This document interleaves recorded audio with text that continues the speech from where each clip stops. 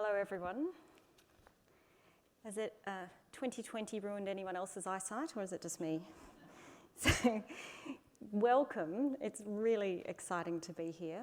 It's great to have you in person, and it's also great to have you online. So we're live streaming and we have to keep to time. Welcome to the Faculty of Science here at UNSW, and a very special event in our calendar every year is the Dirac Medal for the Advancement of Theoretical Physics. My name's Emma Johnson. I'm Professor and Dean of Science here at UNSW and incredibly proud. I'm proud of the faculty, the university, but also to be able to welcome Professor Susan Scott here for the evening's event, but also Professor Susan Coppersmith, Head of the School of Physics at UNSW, and Dr. John Steele. I'm also very, very happy to welcome people into a room live, colleagues and guests. So today we do join you from Bedegal country. This is Bedegal country, the traditional custodians of the land upon which we meet with the Bedegal clan. They built their lives on this beautiful set of sand dunes here, and it's their country, always was, always will be. The university is privileged to be built on this land. We recognise their cultures, we recognise their ongoing connection to country, and we do so for Indigenous peoples across the world. And we also recognise the very deep knowledge that is abiding in the continuing connections to country. They are not just the first people, they are the first astronomers of this vast continent. So I'd like to pay our respects to elders past and present, and to welcome any Aboriginal or Torres Strait Islanders who are joining us today. This evening, we are honoured to hear from Professor Susan Scott and to receive her lecture, Einstein's Gift, Gravitational Waves and Black Holes. Now, following this, I do need to explain that there will be a question time. So this question time is hosted by John Steele, but you're able to add questions. John's a senior lecturer here in mathematics at UNSW, and his great abiding interest is mathematics and the history of general relativity, so you're in good hands. So if you want to ask questions, you need to add them via Slido. That includes, I think, if you're in the audience, just so people, John can actually see them. So if you don't have Slido on your phone, now's the time to download the app, enter the code, which you should be able to see soon on the screen behind me.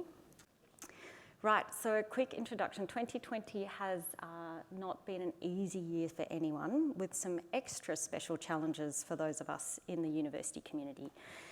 So it's very pleasing to be able to come together here at the end of the year to hear from one of the country's and one of the country's great universities' leading scientists.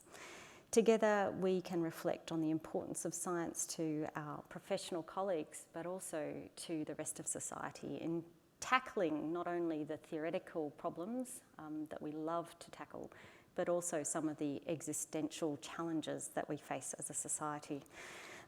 It's really become evident this year that science is very important and very prominent to everybody around the world, and I think people are listening to scientists with a much keener ear at the moment. Let's take advantage of that. I'm exceptionally proud of the science faculty. Our ethos is one of collaboration, exploration and accomplishment. And together those are three key ingredients. But that ethos has survived the challenges of 2020. And I think in great part because at UNSW Science we believe diversity and inclusion are essential to our success. So that helps us to produce robust, credible and pioneering science. We also are committed to training the next generation of scientists, and we hope that one day soon we'll be able to welcome even more young people from around the world back to our labs and our classrooms and our lecture halls on campus. But this term we have been running labs on campus, and it's been great to have the students who are in the country attending, and we're doing everything we can to help the students who are still overseas. Our own School of Physics is led by Professor Susan Coppersmith, who's her own renowned theoretical condensed matter physicist, and we're thrilled to have her as the first female head of School of Physics at UNSW. She's doing a remarkable job leading a team of incredible researchers and educators who are working at the very edges of the unknown. And the school hosts a very large number of deeply embedded, deeply successful research scientists who simultaneously deliver incredible education for our young undergraduates, our masters, our honours and our PhD students. So we're incredibly grateful for their work. About the Dirac, well, tonight's event commemorates, interestingly, a visit to UNSW in 1975 by the British Nobel laureate Professor Paul Dirac. He was one of the greatest theoretical physicists of the 20th century. And when he was here, he gave 5 lectures which were turned into a book called Directions of Physics. And he donated the royalties to UNSW for the establishment of the Dirac Lecture and Prize. So that's awarded by UNSW in association with the Australian Institute of Physics, the New South Wales branch, and the Royal Society of New South Wales, a collaborative effort. But that bequest means that we have the great opportunity to bring leading theoretical physicists to Sydney from around the globe each year, so we can learn from their insights and build new collaborations. Tonight, we have the privilege of hearing from Susan Scott, Professor of Theoretical Physics in the Centre for Gravitational Astrophysics at the Australian National University, and a Chief Investigator with the Australian Research Council's Centre of Excellence for Gravitational Wave Discovery. Earlier this year, Professor Scott was one of 4 scientists and the first female physicist to be awarded the Prime Minister's Prize for Science for her pioneering work discovering gravitational waves and opening a new window to the universe. This is just one of many firsts for Professor Scott. She's a general relativity theorist working in the areas of singularity theory, black holes, gravitational waves, and cosmology. Interestingly, Professor Scott also spent 4 years on a Rhodes Fellowship in Oxford working with the 2020 Nobel Prize in Physics recipient Sir Roger Penrose, who was also the 2006 recipient of the Dirac Medal. So I see a pattern there. I don't know if anyone else does. I'm waiting 14 years. Professor Scott is a Fellow of the Australian Academy of Science, European Academy of Sciences, American Physical Society, Australian Institute of Physics, and the Australian Mathematical Society. She's been a recipient of a number of international prizes, so I won't go through the full list, but she's also a renowned advocate for women in STEM. So I'm going to give you the briefest of brief introductions so that everyone can follow what is going to be a fascinating lecture. But tonight's lecture will give you the remarkable story of gravitational waves and black holes. They're both predictions of Einstein's general theory of relativity, which he presented to the world in 1915. Incredibly, they both came together in 2015 with the very first detection of gravitational waves on Earth, exactly 100 years after Einstein had devised his revolutionary theory. That was an extraordinary achievement and marked the end of a major chapter in science. However, a new window had opened, and it was the opening of a new chapter, a new era of gravitational wave astronomy, which is already unlocking many secrets of the cosmos. I'd like to now invite Professor Scott to the stage to not only give her Dirac lecture, but to receive her Dirac Medal for the advancement of theoretical physics. I think it's awkward doing this, but from a distance, I think it's safe. Congratulations. Thank you so much, Emma. Yeah, thank you for joining us, and please, I think you probably want to join us up here, is that right? Yes, I'll take over from up there. Great, thanks. Thank you very much for that, Emma. I'm very honoured.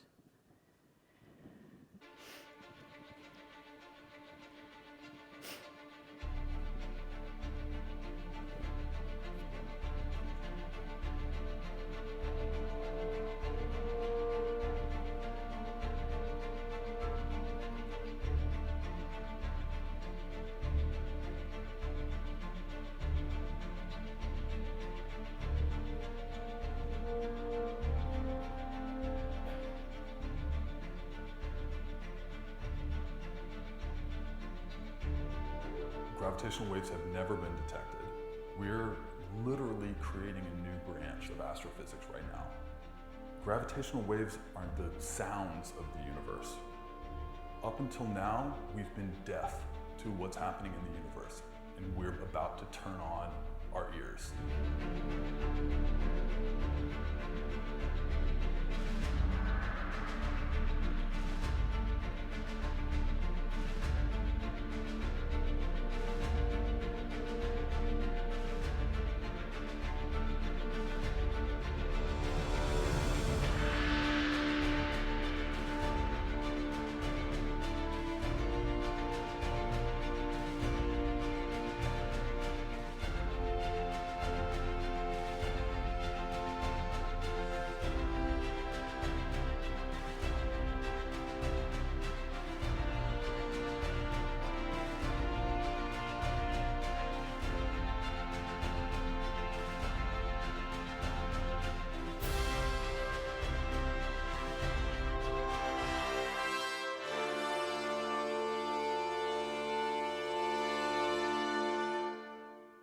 once we started looking up at the sky with telescopes, we didn't stop doing it.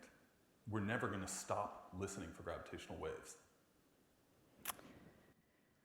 Well, good evening, everyone. I think that was an excellent introduction. And obviously, this video was made prior to the detection of gravitational waves. But what I love about it is the fact it displays the spirit of our community in all those years leading up to the detection. There was an absolute belief that we would do it, despite many scientists thinking it would be too difficult, that the waves didn't exist, and we were committed to staying the course until we actually were able to do it. So I'm going to tell the story about that this evening, and basically I'm going to do it in two strands. So really, we're going to be talking about Einstein's theory insofar as it relates to black holes and gravitational waves, because these are the two stories that were really important in our detection of gravitational waves. And they came together at that moment in a most spectacular fashion. So Emma's already given you my affiliation, so we can move on. The thing is, all of this did start with Albert Einstein, who I think many of us would agree was the most famous theoretical physicist of all time. And Albert was responsible for so many great new ideas and new theories. In 1905 alone, he was responsible for the photoelectric effect, Brownian motion, special relativity, and the famous formula for the equivalence of mass and energy, E equals mc squared. But 10 years later, in 1915, in my opinion, his greatest gift to humanity came with the invention of the incredible theory of general relativity. And really, that's what we're going to be talking about in general terms tonight. So, what is this theory? Well, we're not going to talk about it in detail here, but it's a unified description of gravity as a geometric property, so the geometric's important, of space and time, which we refer to as space-time. And there is the Einstein field equation. So, I'm not going to talk about that in any detail, but I thought everybody should be able to have a look at it. And what's important about this single equation is that on the left-hand side, the geometry of space-time is encoded, and on the right-hand side is the mass and energy component. So this Einstein field equation beautifully brings together the symbiotic relationship between those two things. And the idea is that matter warps space-time, as we can see in that practical little diagram there. And so here's a picture of our Earth and its moon. And the Earth is about 81 times more massive than the moon, and so it's denting space-time a lot more than the moon does. And it's this curvature of space-time that we perceive as gravity. And a famous expression which encapsulates this is by John Wheeler, which many of you will have heard of directly or indirectly. But I love this encapsulation of it, which is matter tells space-time how to curve. So we put these masses in there and it's telling space-time how to curve. But then space-time tells matter how to move. And so if we put a little satellite or an observer between the Earth and the moon, then space-time will tell that observer how to move. So there is this very symbiotic relationship, and that's what is the essence of general relativity. So now we start on the first strand of what I want to talk about, which is Einstein's gift of black holes. And this really begins with this person called Karl Schwarzschild. And he's really quite famous in our field for reasons you'll understand shortly. But Karl was a German astrophysicist. And at the age of 40, he enlisted in the German army in 1915, which was quite remarkable. I think it surprised his colleagues at his age joining at that kind of mature age. But he was determined.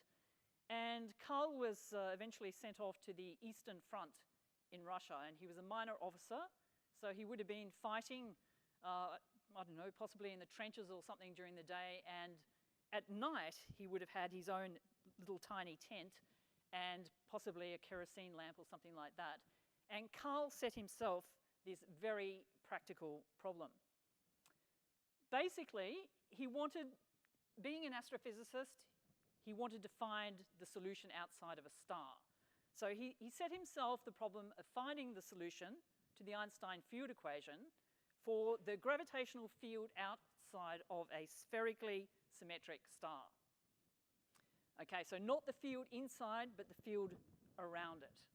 And this was a very practical approach, which Einstein himself had not done at that point. Solving the Einstein field equation is really hard, and your only hope really of doing it analytically is to introduce lots of symmetries.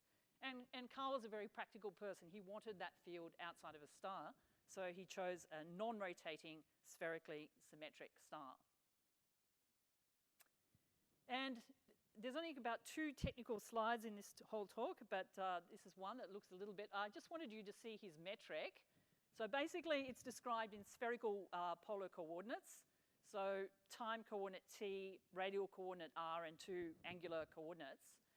But the thing to notice here is the 2 components in the front of the metric. One is 1 minus 2m on r, and that will equal 0 when the radius is 2m, twice the mass. And Carl could see that this was a problem with the metric because it made the metric become what we call singular. There was an issue with it. But Carl wasn't really worried about that because at the time Carl was doing this in 1915, the sort of stars he knew about, their surfaces, their radius, were well beyond r equals 2m. So this was not a practical consideration from Carl's point of view. However, this turned out to be quite a big deal, as you will see. So time progressed, and just to finish up on Carl, he actually had that solution couriered back to Germany somehow by donkey, or I don't know how they did it. But Einstein presented his solution to the Prussian Academy of Science on his behalf. This is during the First World War. And Carl, being completely satisfied with what he'd done, decided to find the interior solution for the star as well. And he sent that off and couriered it back to Germany, and Einstein presented that on his behalf as well. So word was getting back about these solutions into Europe, even during the war. The sad part of this story is that Carl died a few months later. Surprisingly, not of afflictions due to the war. He got some autoimmune system disease out on the Eastern Front and died of that. I think it might have been early 1916. So he didn't last much longer, but he made a big impact in the years he was with us. So the next part of this story, we've moved along now to 1939. And there was this famous work done by Oppenheimer and his student Snyder. And basically, they were studying what happens when we have stellar collapse. When a star, well, let's have a look at it. When a sun and other types of stars are held in balance between their gravitational self-attraction and also the pressure of the thermonuclear reactions propping the star up. But after some time, that fuel is spent, and then they explode, for instance, as a supernova, and then they collapse under their own gravity. And these days, we know if they collapse to something that's about less than 1.4 times the mass of our sun, they're a white dwarf. If they're end up between about 1.4 and 2 point something solar masses, they're a neutron star. And neutron stars are the densest kinds of stars in the universe. They're made of the densest material that we know about. But bigger ones, if they end up somewhere greater than 2 solar masses, then they form a black hole. And Oppenheimer and Snyder saw that they were getting this possibility of the star collapsing all the way in through r equals 2m, but they didn't really take it too seriously because, again, they'd assumed spherical symmetry, and secondly, they'd assumed that the solution was dust, which is a pressureless perfect fluid, and clearly the stars that we know about out in the universe are not really akin to dust. So they thought these idealized assumptions would mean that you really couldn't actually have black holes. And here's perhaps the second slightly technical looking slide. But we have in the Schwarzschild solution time and radius, and the surface r equals 2m is this vertical one just here. And what I've drawn is curves coming in out from infinity, and they're coming in towards that surface, and they're moving up, for instance, on one of the blue lines that are drawn there. And you can see that their time coordinate goes infinite. So this was the sort of issue with the Schwarzschild solution, is that people had already calculated that observers falling into one of these black holes would actually reach that surface in finite proper time. That means the time they're observing themselves as they're falling in. And so this coordinate system was not representing that well. And that was the issue. So this problem, the enigma of the radius equals 2m, actually took 45 years to solve. So that was it didn't seem like a big deal at the time, but it took a very long time to actually work out what was going on. And these are two of the people who made important impact on that journey, Arthur Eddington and David Finkelstein. And basically, Finkelstein introduced a new time coordinate. So here is r equals 2m again. But now our observers are passing through that surface in finite time and actually continuing on inside into the black hole. So that was a big step. And this is kind of the ultimate picture, if you like, of the Schwarzschild solution. The full extension of it was found by two people independently in 1960, Martin Kruskal, who I first met when I came back from Oxford to Canberra. He was visiting from the US and staying at ANU, and I met him at that time. And then George Zekaros, who actually did this work in Australia. George was the father of my PhD supervisor, Peter Zekaros. So they both made these full extensions of the Schwarzschild metric in 1960 independently. And what you're seeing here is a Penrose diagram. So Emma mentioned Penrose, Roger Penrose at the start of the talk. Well, Roger invented these diagrams which basically bring infinity into a finite distance. And that's what you're seeing there on that right-hand diamond. The radius equals infinity is that boundary there. So it's been brought into a finite place. And basically, in the Schwarzschild solution, the whole universe is in that diamond. And then we have the horizon at r equals 2m. And the horizon is a one-way membrane. And that means once you cross it, you can't get out again. It's one way, and inside that is the black hole, and the squiggly line at the top represents r equals 0 right at the center, and that's what we call the real singularity. It's a place of infinite curvature and infinite density. So this is a beautiful encapsulation, possibly the ultimate way, the Penrose diagram way of looking at Karl's solution. So by now this was really well understood in 1960, but you can see it had taken a long time. And basically the final picture is that we have a black hole with its Schwarzschild radius of r equals 2m and the singularity at the beginning. And this is the one-way membrane here. So Karl's solution, interpreted all the way into the center, is the black hole solution. And as I said, nothing can escape from inside that surface. Well, that story was completed, but then in 1963, Roy Kerr, who is a New Zealander, so another connection with this part of the world, actually found the rotating black hole solution. And this was a big deal because it was actually very difficult. A lot of people in the field had been trying to solve the field equation for this and had not been able to do so. Roy made the breakthrough, and that was a very important contribution. Because after all, things out in the universe, we do expect them to be spinning. And so this was, again, perhaps a more realistic solution. So this was a very important breakthrough. And for this work, Roy received the Crawford Prize from the Royal Swedish Academy of Sciences in 2016. So it was good to see Roy be recognised for that really important breakthrough.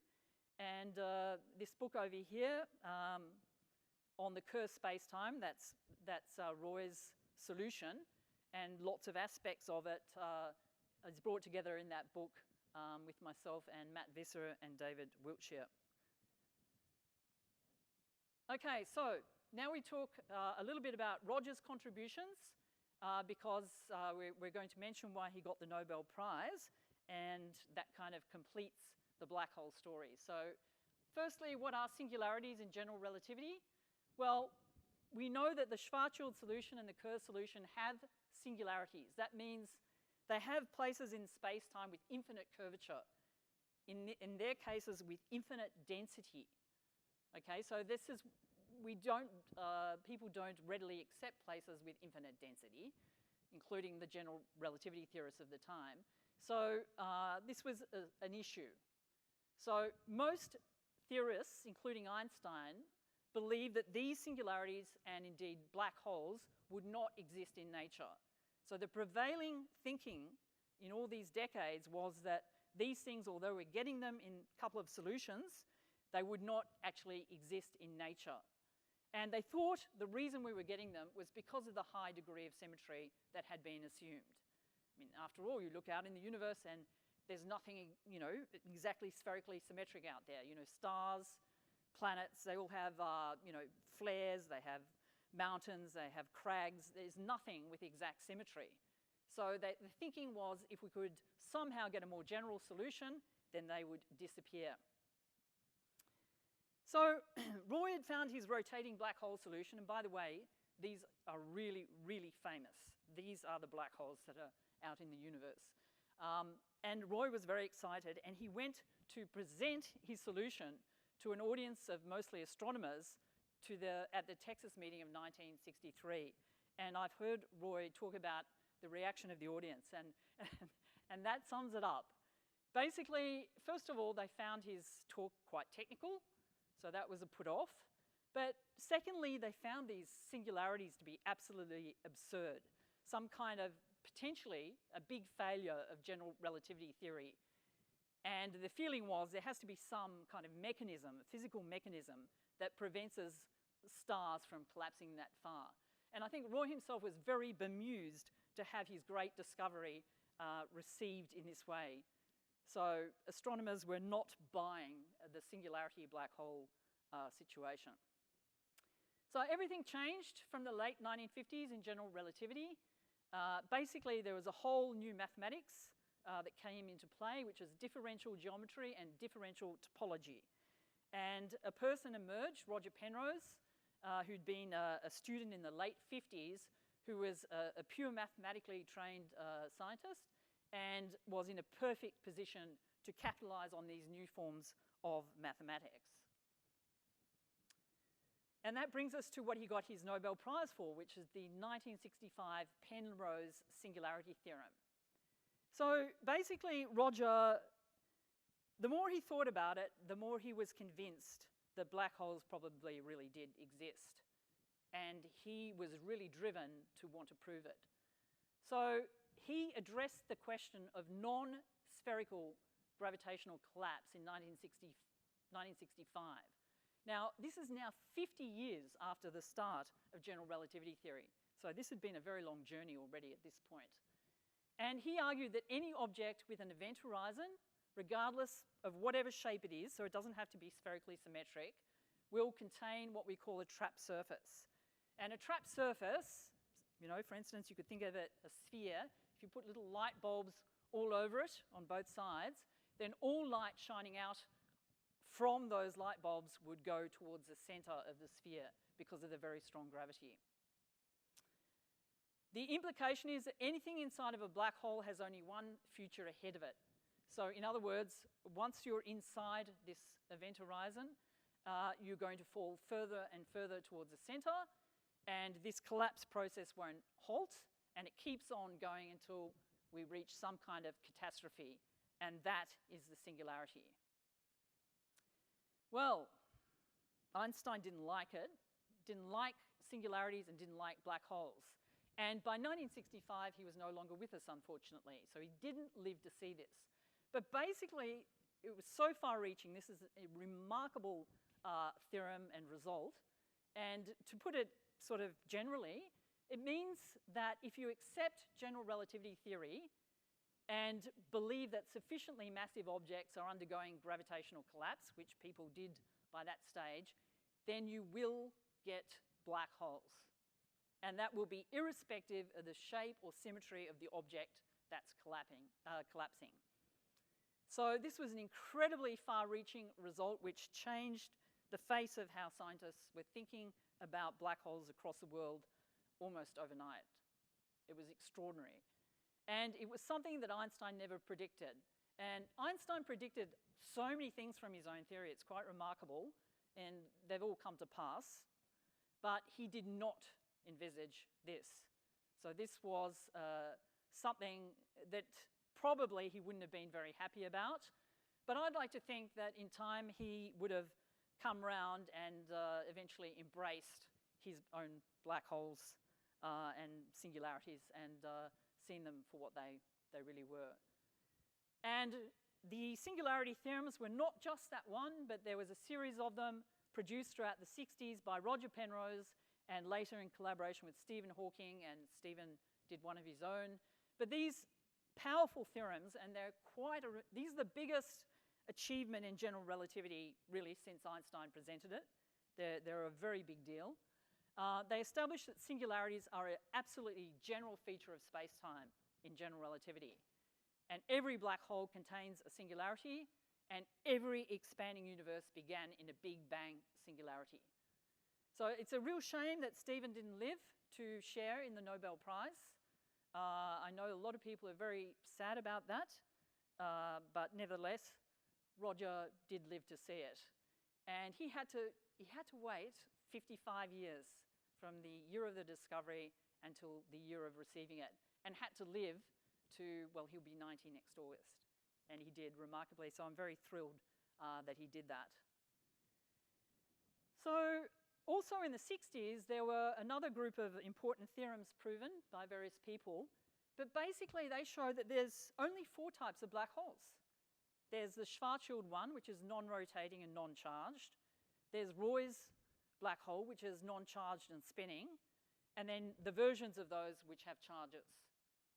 And these are the only types of black holes you can have. It might have initially been thought that you could have black holes with arbitrary symmetry, but that wasn't the case. And so in those 50 or so years, the thinking had gone full circle.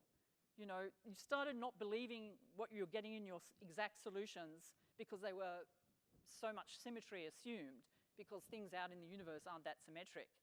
And yet, Roger's theorem established we're going to have black holes out there, and it was subsequently established we're only going to have ones which are incredibly symmetric. So there are these incredibly symmetric objects out in the universe. And so by the 1960s, the theorists had kind of wrapped up the situation with black holes. I don't want to overput the situation, but that was more or less true. And by now, the astronomers were sort of coming on side. And the first serious candidate for a black hole was found in 1972 in an X-ray binary system called Cygnus X1. And of course, the field of dealing with black holes in astronomy has grown since then, and eventually resulted in the other half of the Nobel Prize for this year. So it has really become embraced by the astronomy field, and there's a lot of work going on in that area. But that was the end of the sort of main part of the black hole story. So that was wrapped up sort of in the 1960s. And just to pause slightly before the gravitational wave side, just to remind you that Einstein's theory had really incredibly far-reaching consequences. So I think most of you know it describes the motion of the planets, the physics of black holes, the bending of light from distant stars and galaxies, and the history and expansion of the universe via our cosmological models. So here's a couple of pictures. Here's a light ray from a distant star going past the sun and being bent by it and seeing its apparent position shifted. And also over here we have an Einstein ring. This is where we have a light source, a distant light source, and a mass in between, and the light is bent right around that intervening source, and so what we see is one of these rings. So Einstein's theory had a lot of consequences, and by the way, he predicted all of these basically, except for the prevalence of black holes. So now we move to the story of gravitational waves, and this also started really early. It was Einstein himself, actually, in the year following presentation of his theory, he saw that the theory actually led to the existence of a type of wave called gravitational waves. And he wrote that in any case one can think of, the gravitational wave amplitude or its size will have a practically vanishing value. So he thought of the situations that he knew about at the time, which are different to the situations we know about now, but in those situations, nothing he could think of happening would produce a wave which is big enough to have any hope of us detecting. But at that time, there were no lasers, transistors, quantum optics, or pure mirrors. So there's been a hell of a lot of technology in those 100 years. So the difference here is we'd been observing the universe throughout humanity using electromagnetic radiation. And principally, we'd been using light with our own eyes. Humans have been looking out at the universe throughout their history with their eyes, and eventually the telescope was invented, and they've been looking through telescopes, and later radio telescopes. And we have the full spectrum here of things that astronomers have been using to observe the universe. However, gravitational waves are a different kind of waves. They're not part of the electromagnetic spectrum. They were predicted in 1916, and basically you get them according to the theory whenever you have like masses moving around, moving very fast typically, and in a very asymmetric way, they will produce sizable gravitational waves. And they move outwards as distortions of the fabric of space-time itself. But like light, they also travel at the speed of light. But they're not light waves. They're different. And like light waves, they also come in different wavelengths, and that's quite significant. Different types of events produce waves of different wavelength. And so the effect of a passing gravitational wave, so here we have a ring of freely falling test particles, these red blobs, and we have a gravitational wave passing into the plane. And so it's stretching this ring in one way and then the other way perpendicularly. So that is the effect of a passing gravitational wave on something as the wave passes through. And here is a sketch of how interferometers work, a very simplistic one, but it gives you the basics. So you have an L-shaped interferometer, and we shine a laser source in to the center of the L, and there's a beam splitter, and it splits the beam up the two arms, and those beams are reflected off mirrors at the end and come back and interfered on the photo detector.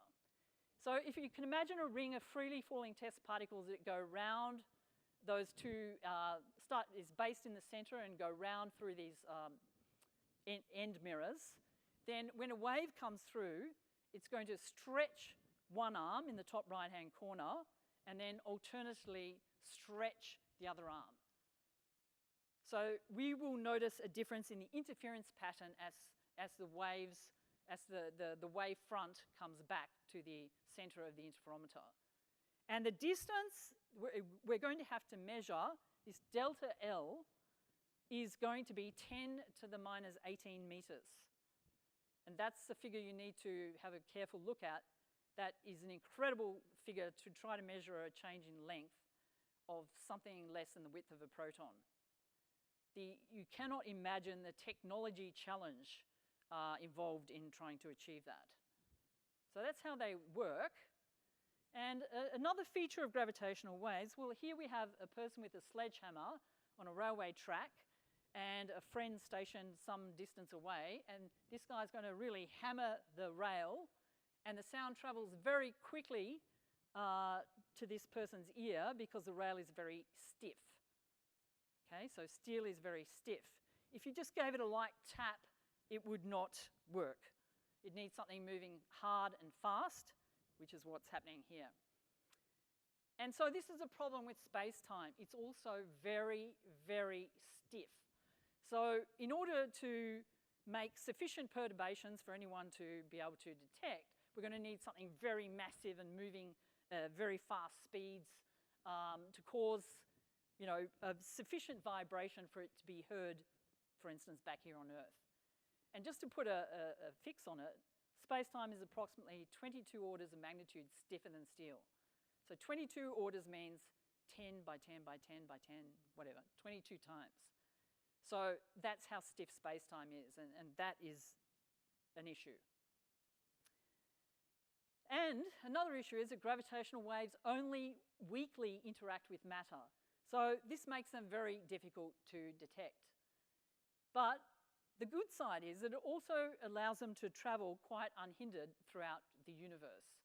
So, you know, light travelling throughout the universe gets scattered and absorbed as it passes through dusts and galactic centres and whatever, and causes lots of issues in trying to observe those regions using light. But gravitational waves just sail through all this stuff.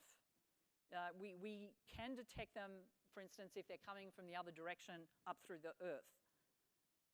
Okay, so they have that beauty that you can detect them coming from very dense systems like the core of supernovae or the centres of galaxies, and also, of course, looking back to the early universe. So that is their advantage. There are disadvantages, and that's an advantage. So, okay, what was the compelling reason to build an interferometer? Well, there was this piece of indirect evidence which was quite compelling. So Holtz and Taylor in 1974 discovered the first binary pulsar system. And a pulsar is a radiating, like, neutron star. Okay, so they discovered this system and they'd measured it year after year, and they found that the two neutron stars were orbiting each other and slowly inspiraling. And if you calculate the theoretical production of gravitational waves and the loss of energy and how much the orbit would contract, you can make a prediction as to how much it should contract each year. And that is that diagram over there. So 0 in subsequent years, you're taking off 2 seconds, 6 seconds, and so on. And the observational points were exactly in accordance with the prediction of how much energy was lost in gravitational waves. So this was extremely compelling evidence, indirect evidence, that gravitational waves did in fact exist. So that brings us to the start of the interferometers, and there was a proposal put to the National Science Foundation, United States, in 1989. And the key parts to read up there are non-negligible possibilities for wave detection with the first detector in the LIGO. Detection is probable at the sensitivity level of the advanced detector. The first detection is most likely to occur not in the initial detector in the LIGO, but rather in a subsequent one. And that, in fact, is how it turned out. This was an artist's impression at the time because the interferometer was not yet underway, and so this is the one which is built in a desert. And in the popular literature about these things, often LIGO is called Lego by mistake. I've also seen it called Logo. It has a few different forms, but that was 89, and so it was funded, and the LIGO started to be constructed in 1994. And here they are. This is what they look like today. We've got 2 observatories in LIGO. So this is the one in the desert up here, LIGO Hanford. It's on a Department of Energy site in Washington State. And then we have one in a swamp down in Louisiana. So they're set across United States, 3,000 kilometres apart. We wanted to see events if they came in both detectors. We also, because of the separation, there's a slight time difference between the arrival of the signal, the 2 detectors, depending on exactly where it's coming from. And that will give us directionality of our source in the universe. So it had a twofold effect, and this is about as far apart as they could put them on continental United States. But we also have 2 other ones now. We've got Virgo, which is located in Cascina in Italy. The LIGO instruments have 4 kilometre arm length. Virgo has 3 kilometre. And there's one which is being constructed now in Kamioka in Japan, 3 kilometre arm length. It's also under 1,000 metres of granite under Kamioka Mountain. So seismically isolated more from the large amount of seismic activity which goes on in Japan. And it's also going to be cryogenic. So that was a story of how the interferometers went on, but you know, people think that's the only part of the story. The theorists were also had to be really hard at work because we needed to have a sort of projected signal that we were eventually going to be looking for in the data. So this was a big deal, and for instance, the thing we were really going after is what the signal would look like from a particular type of event. And that was the collision of binary systems of 2 neutron stars, these densest stars in the universe, a neutron star and a black hole, or 2 black holes. And we were going after those because they produce the biggest waves and were our most likely first detection source. But it took like several decades of investigation, both analytic, that means by hand, and using supercomputers numerically to get breakthroughs to produce the expected signal. And this was the issue, that we can calculate analytically this part of the in-spiral, which is where the 2 masses are spinning around each other and getting closer. And then they merge, and we could calculate the ring down, which is when they have merged and you've got a new black hole. That could also be done analytically, but there's not a hope in hell of doing it for this part in here. And so that needed to be done using supercomputers, and that was the issue. There were a lot of problems with developing code to do that. And it took a long time, but there were major breakthroughs made by 3 groups in 2005, including one led by Franz Pretorius. And that's when it happened, and that's when we started to be ready to detect a signal, because we had a good prediction of a signal from these binary in-spiral events. But for the ring down phase, the mechanism is something like a bell being struck. So you have the two black holes collide, you get a new one, and there has all these various wiggles and things going on. But our theorems tell us that it's got to settle down to occur black hole again. So, and this part of the merger had been calculated using work by people like Chandrasekhar. So that brings us to the main event, which was the 14th of September 2015. And Australia that evening, it was in the evening in Australia that it happened, our nighttime. Australia had a new Prime Minister. And one of my daughters texted me saying, Australia has a new Prime Minister. And so I was quite preoccupied with that at the time. But a few minutes later, something happened, something important happened. And I got an email from within the LIGO collaboration, a subgroup of that collaboration, which said, there has been a very interesting event in the LIGO detectors in the previous hour. And I have never seen an email like that from within the collaboration. I knew it was important. I mean, I looked at it and I read it again and again and again. We never do say stuff like that. I mean, it's a very conservative collaboration. To go that far to say something like that was a big deal. And I knew it was a big deal. And as the minutes passed, it became a bigger and bigger deal. It became very clear that it was absolutely the candidate for first detection.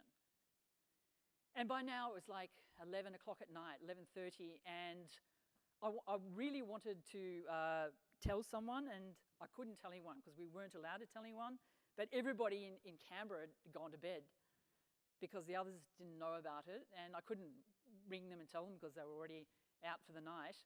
And I had this incredible night where I didn't basically sleep at all, thinking about it all and absolutely dying to tell someone and couldn't. So it was a very, very strange night, but that's how it all happened. And this is what happened. We had an in-spiral of 2 black holes, and they formed another bigger black hole. And these are the 2 signals. The orange one is from LIGO Hanford, and the blue one is from LIGO Livingston, and you can see there is very, very strong correlation between the two, and they also correlate well with our predicted signal from such an event. And this is what the signal looks like. It's played at the actual frequencies of the signal in the first pass, and in the second pass you'll hear we've shifted up slightly to the sweet spot of human hearing, and this is the time of the actual signal. You can see it will only last for about just over 1/10 of a second. So could we play the video, please?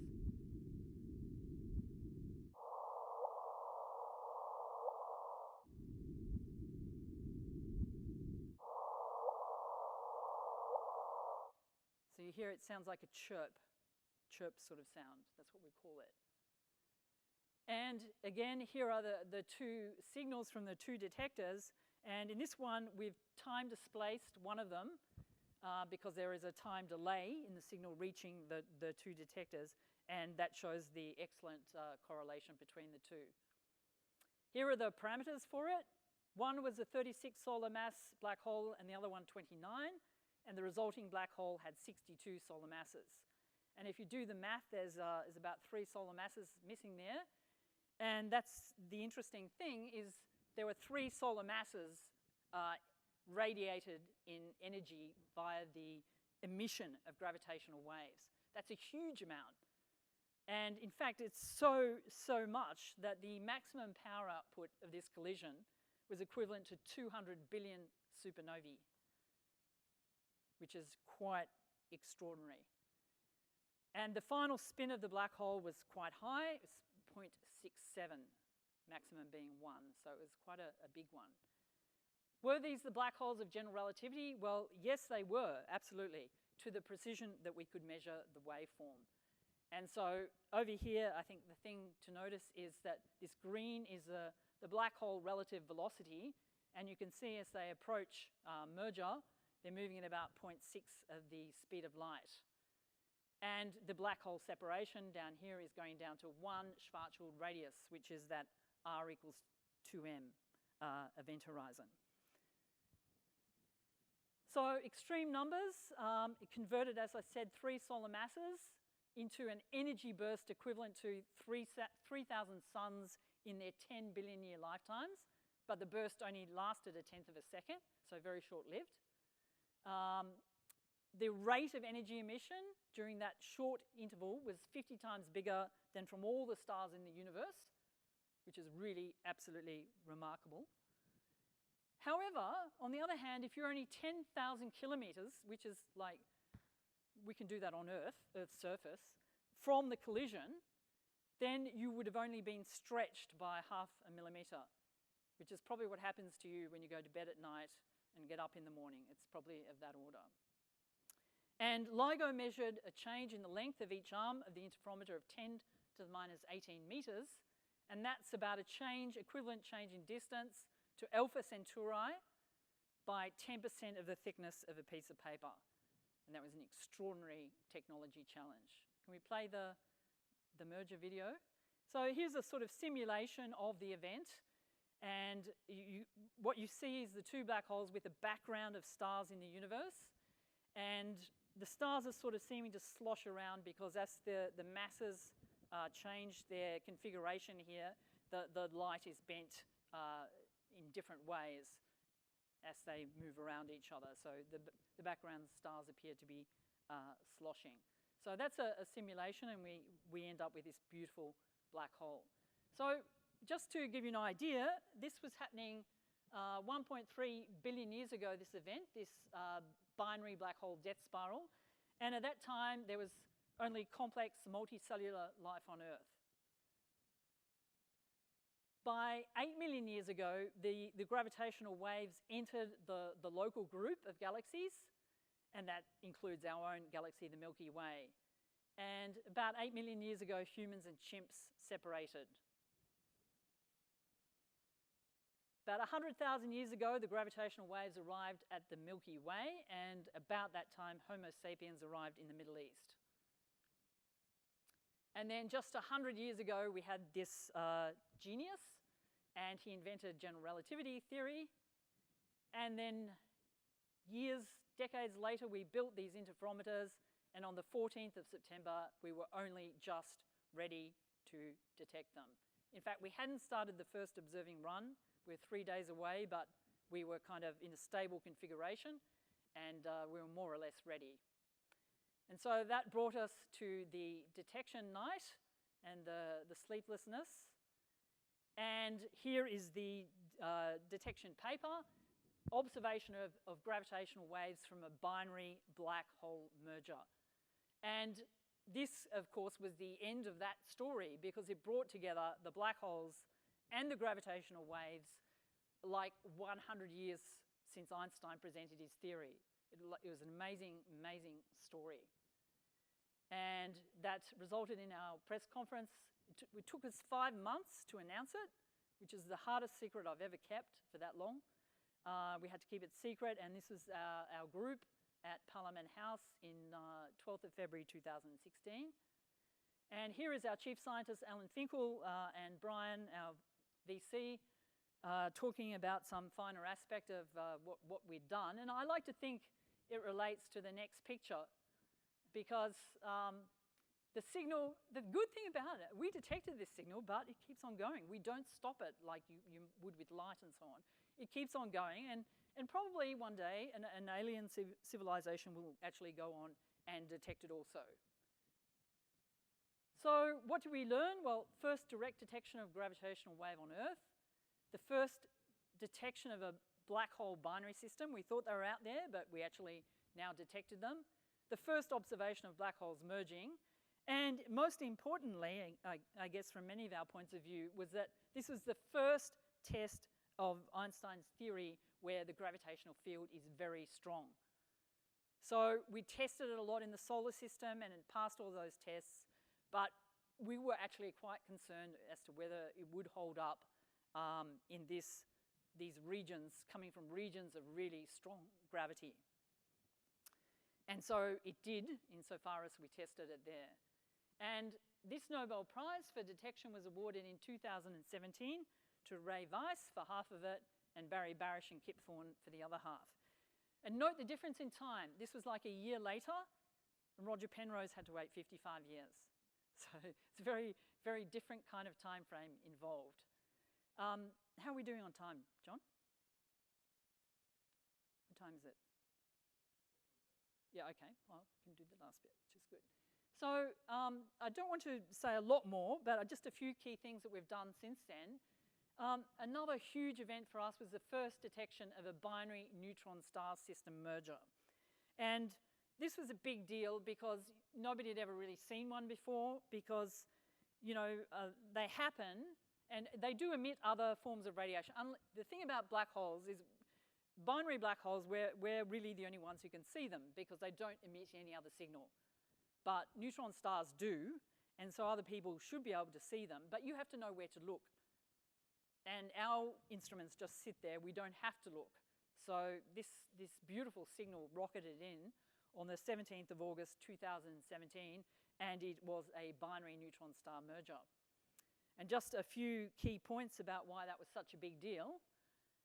Well, first of all, the masses were in the range of a neutron star range, which is about 1.17 to 1.6 solar masses. Because the event was so close, we got a beautiful sky localization.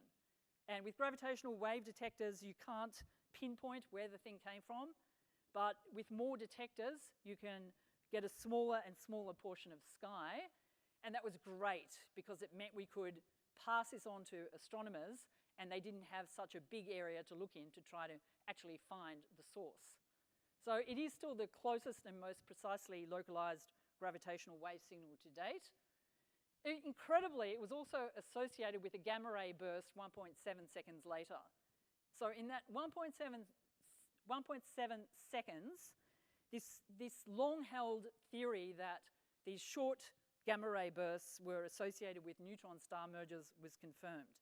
These gamma ray bursts have been coming in daily for like 50 years, and nobody was really sure where they were coming from, but in this coalescence, that was confirmed.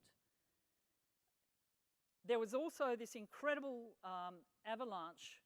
We sent out the signal, and all these telescopes and satellites around the world interrupted their schedules and started locking onto this patch of sky we'd given them and trying to find the actual source using electromagnetic radiation.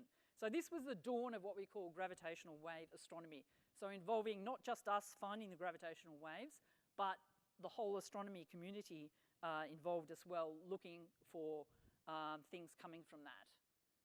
And what happened was the SWOPE telescope in Chile found the source 11 hours later, and you can see it here. This is a Hubble Space Telescope image from earlier that year, and then the one taken on August 17, and this was the source where the arrow is up there. That was the actual neutron star merger site. And once it was found, and we wish we'd been the ones to find that, but we didn't. It was in the, well, whatever. They found it. We were able to image it with the SkyMapper telescope in Australia, and many other types of telescopes were able to image what was going on in this fireball created by the collision of the two neutron stars. It was quite extraordinary global cooperation in science in that moment, and really wonderful to see. So, multi-messenger astronomy, binary neutron star merger coming from gravitational waves and an associated gamma ray burst, but then it was looked for, and various types of telescopes imaged it in infrared, visible, radio waves, and we looked for neutrinos. The other great thing about that event is that we confirmed that this was the sort of powerhouse of the production of heavy metals in the universe. And things like platinum, gold, and uranium are produced in the kilonova that's produced from these two neutron stars merging. And again, that was a long-held theory, but it was confirmed by imaging of that collision. So here is what we call our stellar graveyard for black holes, stellar mass black hole graveyard. And up to the end of the first two observing runs of advanced LIGO, which is the instrument we're dealing with at the moment, where we made detection with the advanced instrument. We've had two observing runs and just completed a third one. So the LIGO black holes are the ones in blue. These are the ones we've discovered with the first two observing runs. They're in pairs, and you can see they go up and form a bigger one. I don't know what color that is, pink or something. These are the ones that are known about through other electromagnetic means.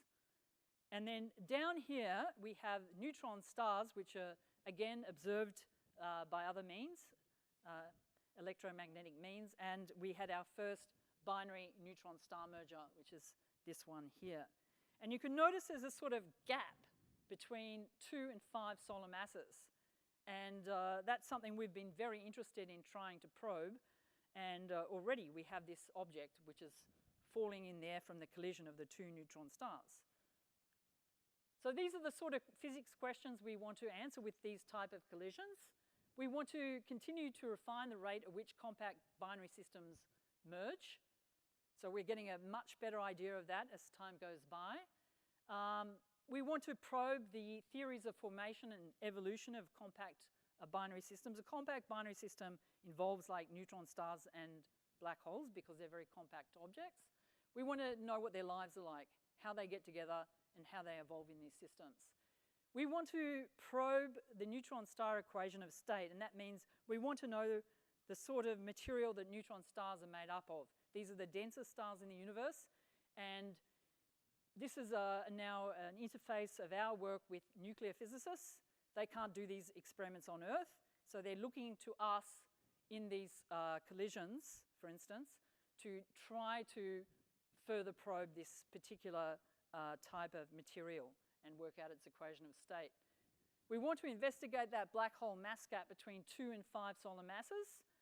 We don't know yet what is the most massive neutron star, and we don't know what is the least massive black hole.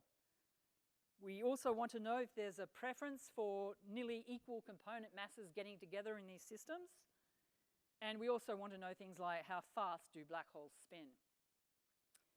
And I like to think this is quite impressive. This is our latest stellar graveyard, black hole stellar graveyard figure at the end of the first half of the third observing run. And we've just published this. And you can see the huge number of these black hole collisions that we are now amassing.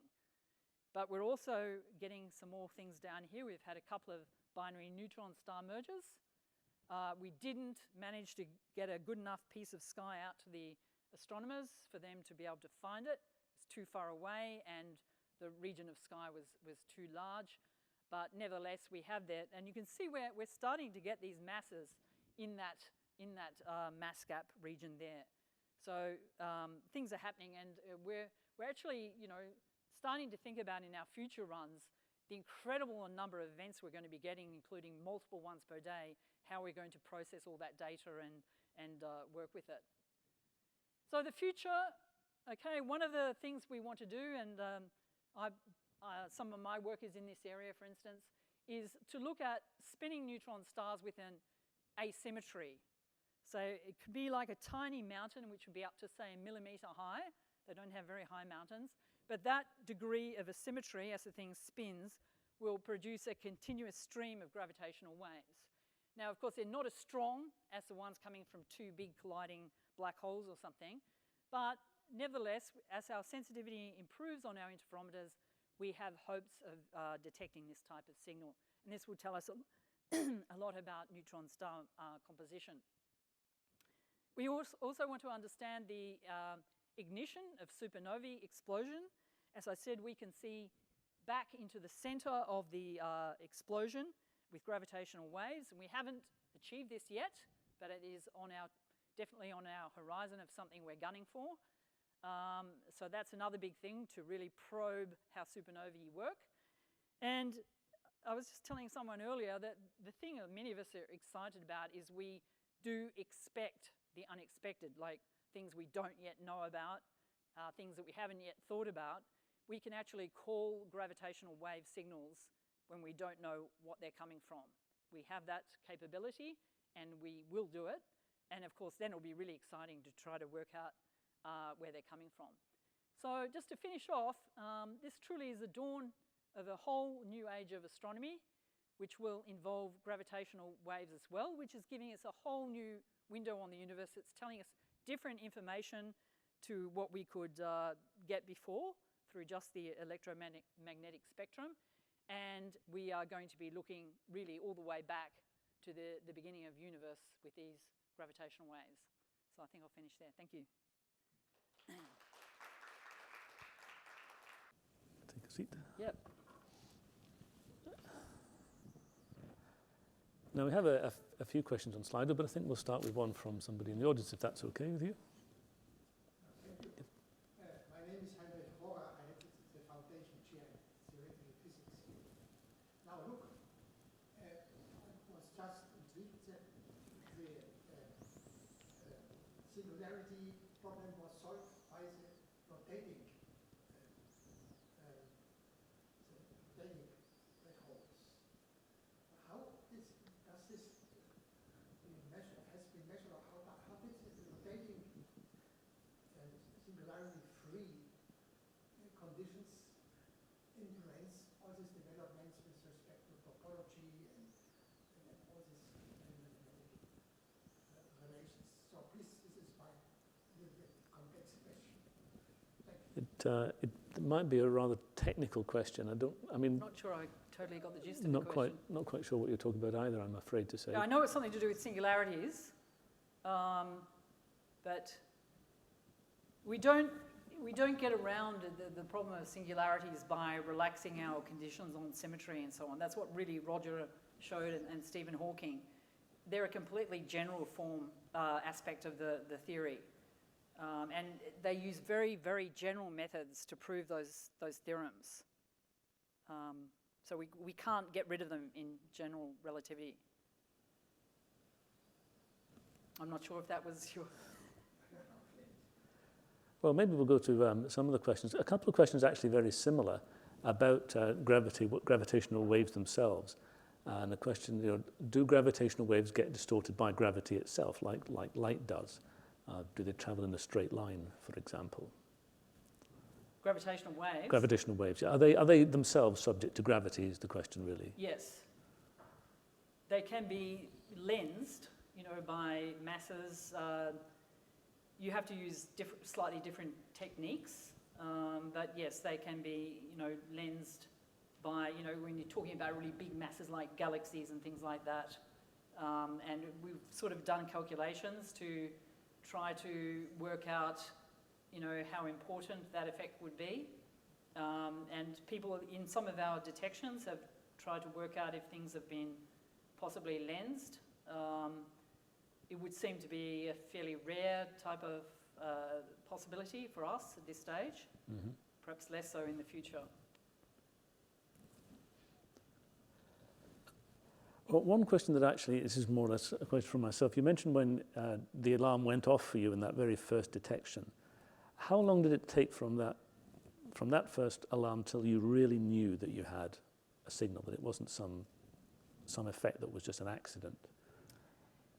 Yeah, that's an interesting question. Well, as I said, in some sense we took 5 months because being the first one, the field had a sort of bit slightly dodgy history at some point with, Joe Webber's barred claim detection many, many years earlier, and we've been trying to sort of get over that. So we really needed a gilt-edged kind of detection, and we were very lucky that this was kind of a golden event to have for your first detection. It was very strong and a very clear signal.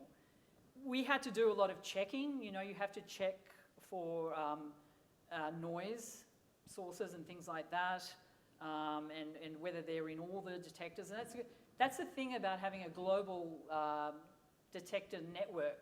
You can look and see where the noise is. Is it just in, say, LIGO Hanford, or is it also in the Japanese one? There are some global sources of noise, which are also things we have to be careful about, like an earthquake in China will knock out of lock the American instruments. That's how sensitive they are.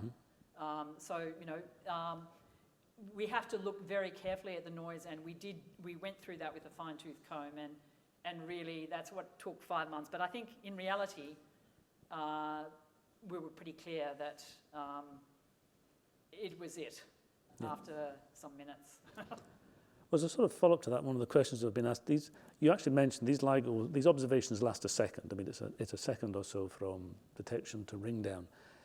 And what did the fact that we detected one, from my memory, it was actually quite soon after LIGO came online that we got this first detection. What does that actually mean for the number of these collisions that we actually have out there? Yeah, well, as I said in the talk, we hadn't really come online. It was at the end of the final engineering run, and about 3 days before the official start date of observing run 1 for advanced LIGO. And we hadn't detected anything prior to that, but we'd also expected that we'd need to have that additional sensitivity to be able to start doing them, start detecting them. And of course, once you do detect them, and you go on and make further detections, then you can use those detections to start calculating rates, predictive rates for the number of mergers going on, say per unit volume out there in the universe. And we do that, and you've seen the graveyard with the number we have. We've got over 50 detections announced by now. We can actually further refine the rate at which these things are colliding in the universe. I can tell you, the universe is absolutely full of pairs of black holes colliding, and also pairs of neutron stars. And perhaps an interesting point there is that with the projected sensitivity of our 3rd generation detectors, which are being planned now and will be built over the next 10, 20 years, we do expect in the end to be able to basically see out far enough to see all of them. Is there any chance one of these new detectors could be in Australia, or is that something that you don't see happening? Oh, that's a really good question, John. We'd dearly love to have our own detector in Australia. We've actually been sort of hankering after it for a couple of decades, and at some point we were offered a LIGO detector, but unfortunately we weren't able to take up that offer, and that is now being built in India. It's going to be LIGO India.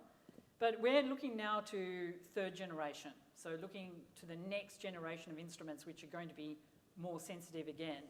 And we are keen to have perhaps an internationally funded instrument in Australia. Mm-hmm. And it could be a dedicated instrument to a particular part of the spectrum, like a higher frequency part of the spectrum than, say, the current ones. But, you know, obviously, we've got the expertise and we've got the workforce, and we've certainly got the will to build successfully and run one of these things. And the thing about it is, it would give fantastic addition to the global network, because, you know, this would be the first one in the Southern Hemisphere. And in terms of arrival time, you know, you get a more tetrahedral sort of placement of these things. Mm-hmm. They're all stacked up in the Northern Hemisphere now. So it'd be absolutely very advantageous to have an instrument down here in the south. I think one question that does seem to have been voted up is a bit more of a personal question. What attracted you personally to theoretical physics? Why did you get into it? Yeah, that's a very complex question, and I think my early interests were definitely in mathematics. Like, I have a pure mathematics background, but there was this kind of interest in gravity simmering away, and I think that started, I sort of caught the end of the space program, seeing people go onto the moon and stuff, and that was very exciting for me as a child. And by the time I got to undergraduate studies, I was really interested in gravity. General relativity theory is quite attractive for people in pure mathematics. Yeah, well, you don't need to tell me that. Yeah, and you're another example. So I've really come into the field from that side, and I enjoy very much the mathematical physics side of general relativity. That's really my key interest at this point. Okay, we've only got a couple of minutes left. Is there any, sorry, one last question, I think, from the audience, perhaps. Hi. How long when LIGO is operational, how long they turn on for those sessions? Yeah, it varied. The runs have got longer and longer. So the first one was only we're talking now about the advanced detector. So we had an earlier initial one. It looked the same, but the internals were very different. They're now much more advanced technology and more sensitive. So the first observing run, starting about the time we had detection, went for a few months, and then the second one went for 6 or 7 months, and the last one was going to be a year, and we had to cut it short by 1 month due to the pandemic. So we finished 1 month early, so it was only 11 months. But we are going to continue with observing runs with the current detectors. We have a 4th and 5th run observed and planned, and I can imagine that they will be going for longer again.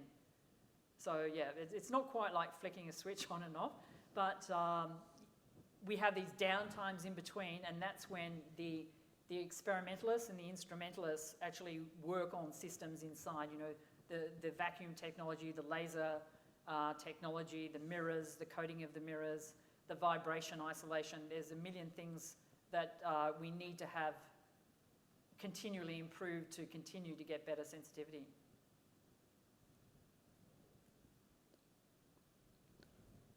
Okay, I'm just looking through, there's been a few more questions coming in, which is pretty good. It's an interesting one, perhaps. Can gravitational wave observations tell us anything about dark matter? Do we know how gravitational wave interacts with dark matter in any particular way? We sort of have ideas about it. I mean, one of the interesting possibilities that's come to light with our binary black hole detections is, could some of these black holes actually be primordial? And it has been thought that, primordial black holes could be a component of dark matter. But, there are other ideas beyond that, in that you might have compact objects formed from dark matter. That could be possible, through axions or whatever. And we would be able to have gravitational wave signatures of certain types of events involving, say, compact dark matter objects, along with some of our regular compact objects like neutron stars and so on. Okay, well, I think we're out of time there, but it's been some very interesting questions, and I hope we've all enjoyed the talk. I know I certainly have learned a lot. It's very interesting. But I think Emma has one last thing to say. Look, just me signing off. Thank you very much again. Thank you, John Steele. Thank you also to Professor Susan Scott. You told such a wonderful story of the interplay between theoretical physics, mathematics, and all of that experimental observational work, and really conveyed to me as well as a marine scientist who's really outside of your area entirely, the excitement of that journey over 100 years. So I'm absolutely thrilled that we've been able to host Professor Susan Scott today. Thank you to everyone who joined us online. Thank you to everyone who joined us in the audience for this very special treat. And congratulations again on the Dirac medal, Susan. Thank you very much.